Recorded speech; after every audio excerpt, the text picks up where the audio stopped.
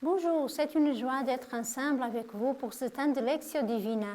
Aujourd'hui, c'est le 25 août 2021, c'est mercredi de la 21e semaine du temps ordinaire. Et nous célébrons la mémoire facultative de Saint Louis, roi de France, et Saint Joseph de Calanzin, prêtre. Pour la première lecture d'aujourd'hui, nous avons la première épître aux Thessaloniciens, chapitre 2, du verset 9 au verset 13. Vous vous rappelez, frères, nos peines et nos fatigues.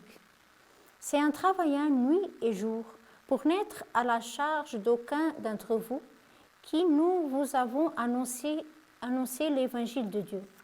Vous êtes témoins, et Dieu aussi, de notre attitude si sainte, si juste et irréprochable envers vous, les croyants.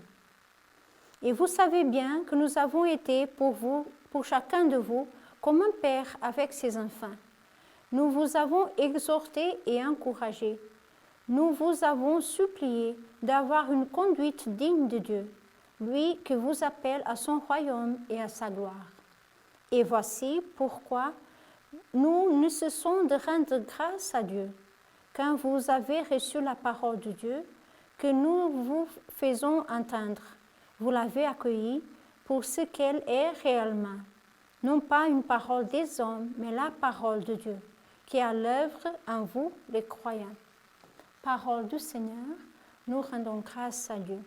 Donc, Saint Paul va s'adresser à la communauté des Thessaloniciens pour les encourager. C'est surtout ça. D'abord pour dire qu'il a bien passé pour des peines et des fatigues, à travailler jour et nuit, pour annoncer l'évangile de Dieu. Donc ici, on va lire, vous savez bien que nous avons été pour chacun de vous comme un père avec ses enfants. Nous vous avons exhorté et encouragé. Donc, Paul est comme un père pour les chrétiens qui sont là. Il va exhorter s'il faut, il va encourager s'il faut, il va supplier d'avoir une conduite digne du Seigneur. Et là, ça c'est formé, ça c'est engendrer l'autre, pas pour soi-même, mais pour le Christ, pour le royaume, pour la gloire de Dieu. Et il va dire à la fin, c'est pourquoi nous ne cessons de rendre grâce à Dieu. Donc après avoir tout donné, tout fait, travaillé sans cesse, exhorter, encourager, supplier, à la fin, son cœur est comme consolé parce qu'ils doivent rendre sans cesse grâce à Dieu. Pourquoi? Parce qu'ils ont reçu la parole de Dieu, pas comme une parole des hommes, mais la parole de Dieu. Et c'est ça le but de Paul, qu'il puisse accueillir la parole de Dieu comme la parole qu'il prêchait comme parole de Dieu. Donc son cœur à la fin sera bien consolé d'avoir bien évangélisé la communauté qu'elle a. Pour le psaume, nous avons le psaume 138. Où donc aller loin de ton souffle? Où m'enfuir loin de ta face? Je gravis les cieux, tu es là. Je descends chez les morts, te voici. Je prends les ailes de l'aurore et me pose au-delà des mers. Même là, ta main me conduit, ta main droite me saisit. J'avais dit, les ténèbres m'écrasent, mais la nuit devient lumière autour de moi. Même la ténèbre pour toi n'est pas ténèbre, et la nuit comme le jour est lumière. Donc dans le psaume 138, nous voyons qu'on ne peut pas s'enfuir de la présence de Dieu. Pourquoi? Parce que Dieu est amour, et partout où nous serons, l'amour de Dieu sera là avec nous. Ou donc m'aller loin de ton souffle, ou m'enfuir loin de ta face. Parfois on pense que Dieu s'éloigne de nous, mais ce n'est pas possible. Je gravis les cieux, tu es là. Je descends chez les morts, te voici. Donc même si j'essaye de m'échapper de la présence de Dieu, Dieu sera toujours avec moi pour m'entourer avec son amour. Donc c'est très fort aujourd'hui le psaume pour dire vraiment, nous sommes toujours dans la main du Seigneur. C'est la main du Seigneur qui nous conduit, c'est la main droite qui nous saisit. Donc le Seigneur nous conduit toujours. Nous sommes comme des petits enfants qui sont dans la main du Seigneur, qui nous protège et nous conduit à chaque jour, à chaque instant. Pour l'évangile, nous avons l'évangile de Matthieu, chapitre 23, du verset 27 au verset 32. En ce temps-là, Jésus disait, « Malheureux êtes-vous, scribes et pharisiens hypocrites, parce que vous ressemblez à des sépulcres blanchis à la chaux. À l'extérieur, ils ont une belle apparence, mais l'intérieur est rempli d'ossements et de toutes sortes de choses impures. C'est ainsi que vous, à l'extérieur, pour les gens, vous avez l'apparence d'hommes justes, mais à l'intérieur, vous êtes plein d'hypocrisie et de mal. Malheureux êtes-vous, scribes et pharisiens hypocrites, parce que vous bâtissez les sépulcres des prophètes, vous décorez les tombeaux des justes, et vous dites, si nous avions vécu à l'époque de nos pères, nous n'aurions pas été leurs complices pour verser le sang des prophètes. Ainsi, vous témoignez contre vous-même. Vous êtes bien les fils de ceux qui ont assassiné les prophètes. Vous donc mettez le comble à la mesure de vos pères. Acclamons la parole de Dieu. Louange à toi, Seigneur Jésus.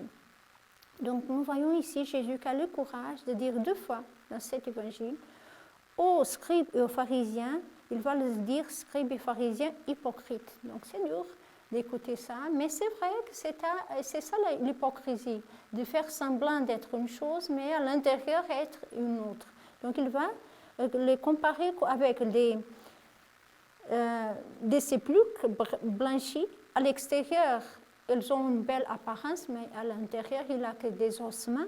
Donc, il va dire c'est comme une apparence d'homme juste, et à l'intérieur, il n'y a que du mal. Donc, c'est comme pour nous aider à voir comment nous sommes en train de vivre. Est-ce que vraiment on s'intéresse pour faire semblant devant les autres, pour avoir une belle apparence de justice, de quelqu'un de bien, de quelqu'un qui va tout accomplir, mais à l'intérieur, nous avons plein de pensées contre les autres, de murmurations intérieures. Comment nous sommes en train de vivre? Est-ce que vraiment ce que je montre, c'est ce que je vis? Ou il y a une séparation, une division à l'intérieur de moi-même? À l'extérieur, je suis une personne, à l'intérieur, je suis une autre. Donc vraiment, c'est une parole aujourd'hui qui va nous provoquer aussi à faire comme un examen de conscience et vérifier comment va ma vie. Est-ce que je suis déjà d'accord à l'extérieur avec ce qui se passe à l'intérieur? C'est pour nous aussi poser la question aujourd'hui à nous-mêmes. Et c'est vrai qu'on doit tous se convertir.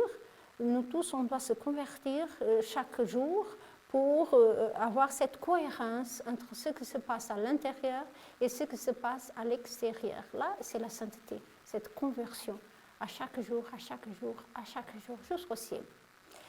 Pour aujourd'hui, nous avons la mémoire facultative de Saint Louis, roi de France. Saint Louis IX, roi de France, qui s'est rendu célèbre par sa foi active, tant en temps de paix qu'en cours de guerre, pour la défense des chrétiens, pour la juste administration du royaume, pour son amour des pauvres et sa constance dans l'adversité. Il s'est marié et il a eu 11 enfants, à qui il a donné une excellente et pieuse éducation. Pour honorer la croix, la couronne d'épines et le tombeau du Seigneur, il a consacré tous ses biens, ses forces et sa vie jusqu'à ce que, frappé par la peste dans un camp militaire, il meurt à Tunis, sur la côte de l'Afrique du Nord. Donc nous voyons ici un exemple d'un politicien qui a parvenu à la sainteté. Donc il a été même marié, il avait 11 enfants, mais cette constance, cette persévérance, comme on disait, dans le temps, un temps de paix, un temps d'adversité, cette constance dans l'adversité et aussi cet amour à la croix, la couronne d'épines, au tombeau du Seigneur, qu'il a essayé de consacrer tous ses biens pour défendre, pour garder ses biens, ses forces et sa vie. Et il va mourir avec la peste, c'était à l'époque de la peste. Donc on voit comment on trouve aussi des exemples de sainteté dans une vie de mariage, dans une vie même dans la cour, même dans une vie d'un roi qui nous est présenté aujourd'hui comme quelqu'un qui peut défendre la paix devant les temps de paix et de guerre, mais surtout défendre la foi malgré sa condition au niveau de la politique, c'est normal et c'est possible, c'est possible. Aujourd'hui, on fait aussi la mémoire facultative de Saint Joseph de Calazin, prêtre. Il est né en Espagne en 1567 et a reçu une excellente formation culturelle. Il fut ordonné prêtre et après avoir exercé son ministère dans sa patrie, il partit pour Rome, où il se consacra à l'éducation des enfants pauvres et fonda une congrégation dont les membres devaient se consacrer à cette noble mission. Il a dû subir des dures épreuves et a notamment été victime de la jalousie et de la calomnie. Il est mort à Rome en 1648. Donc, un autre exemple très différent. On voit un roi et on voit un prêtre. Un autre exemple très, très différent. Dans une époque où il avait plusieurs enfants pauvres et il va fonder une congrégation pour se consacrer à cette mission d'éducation des enfants.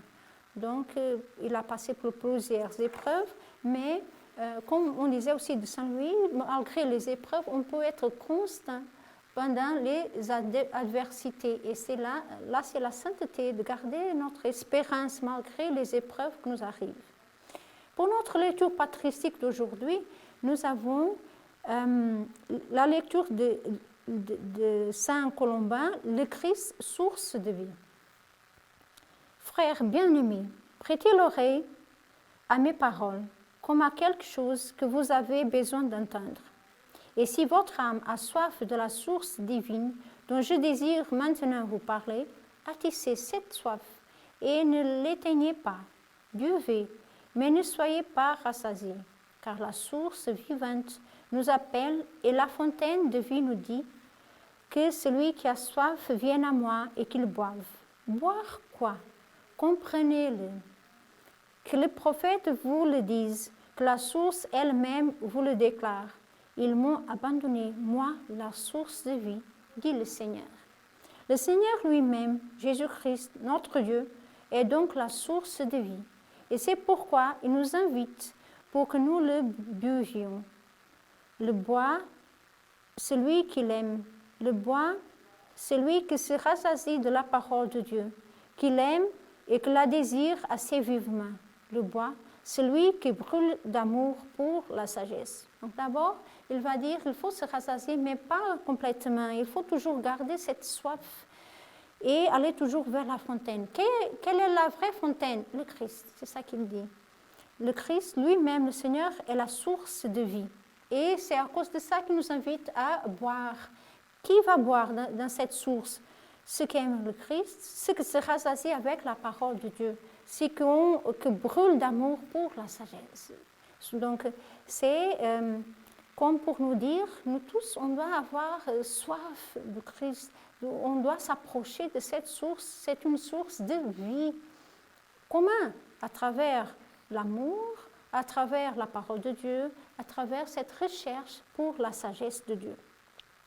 Frères, la source de la sagesse, la parole de Dieu dans les cieux, désirons-la, cherchons-la, aimons-la sans cesse. En elle sont cachés, comme dit l'apôtre, tous les trésors de la sagesse et de la science. Et elle invite ceux qui ont soif à venir y puiser. Si tu as soif, bois à la source de vie. Si tu as faim, mange le pain de vie. Heureux ceux qui ont faim de ce pain et soif de cette source. Ils mangent et boivent sans cesse, et ils désirent encore boire et manger. Que c'est bon, ce qu'on peut manger ou boire toujours sans prendre ni soif ni appétit, ce que l'on peut continuellement goûter sans cesser de le désirer. Le roi prophète le dit, goûtez et voyez comme est bon le Seigneur.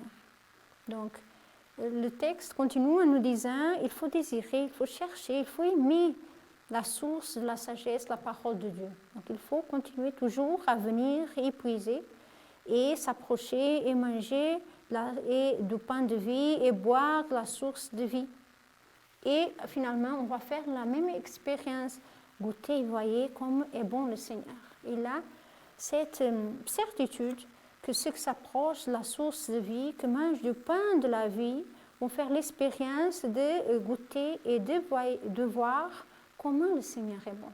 Donc, en ce jour, le 25 août, on a vu l'exemple de Saint Louis de France, le prêtre Saint Joseph de Calanzin, que malgré les adversités, ont su garder sa foi dans une constance, une fidélité. Nous avons vu comment Saint Paul va se diriger à la communauté chrétienne comme à ses enfants. Il va les encourager, vraiment, exhorter, supplier d'avoir une conduite digne, mais à la fin, il va faire comme un éloge en disant, vraiment, vous avez accueilli la parole, ma parole que j'ai annoncée, mais pas comme ma parole, pas comme parole des hommes, mais comme parole de Dieu. On voyait dans le psaume comment on ne peut pas s'enfuir de la présence de Dieu, parce que partout où nous irons, le Seigneur sera toujours avec nous, c'est lui qui nous conduit par sa main. Et on voyait comment dans l'Évangile, on ne doit pas être hypocrite comme les scribes et les pharisiens qui avaient une apparence devant les hommes, mais à l'intérieur, ils vivaient une autre chose. Que le Seigneur puisse nous accorder cette constance, cette cohérence de vie et qu'on puisse toujours faire des progrès dans cette conversion intérieure, qu'à l'extérieur et à l'intérieur, on puisse vivre la même chose selon Dieu, comme ceux qui boivent à chaque jour de la parole de Dieu.